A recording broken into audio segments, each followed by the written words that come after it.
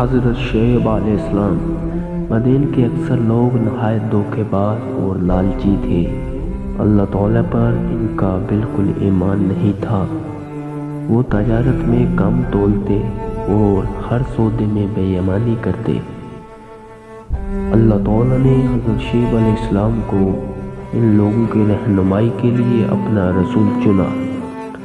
حضرت شعیب علیہ السلام انہیں سمجھانے کی کوشش کرتے مگر وہ لوگ ان کا مذاق اڑاتے، لیکن انہوں نے ہمت نہ ہاری۔ پھر کچھ ہی لوگوں نے ان کی بات غور سے سنی تو ان کے دلوں پر اتنا اثر ہوا کہ وہ اللہ پر ایمان لے آئے۔ یہ دیکھ کر وہاں کے نافرمان سرداروں نے حضرت شعیب علیہ السلام کو دھمکی دی۔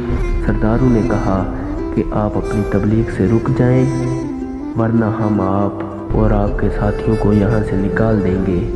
دشمنوں کی دھمکی کے بعد حضرت شعیب علیہ السلام نے وہاں سے چلنے کی تیاری کر لی۔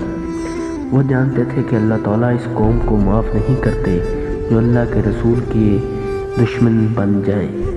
انہوں نے آخری بار ان لوگوں کو خبردار کیا۔ انہوں نے کہا کہ اے لوگوں، اگر تم نے توبہ نہیں کی تو تباہ و برباد ہو جاؤ گے۔ جب حضرت شعیب علیہ السلام اور ان کے ساتھی وہاں سے کافی دور پہنچ گئے تو مدین پر اللہ تعالیٰ کا عذاب نازل ہونا شروع ہوا۔ سب سے پہلے وہاں گرمی اور حبس کی ایسی شدید لہر آئی کہ وہ لوگ پریشان ہو گئے۔ پھر ایک دن آسمان پر دور ایک کالا بادل نمودار ہوا۔ اس بادل میں بجلیاں کڑک رہی تھیں۔ مدین کے لوگ بہت خوش ہوئے۔ ان کا خیال تھا کہ اب ٹھنڈی ہوائیں آئیں گی اور بارش ہوگی۔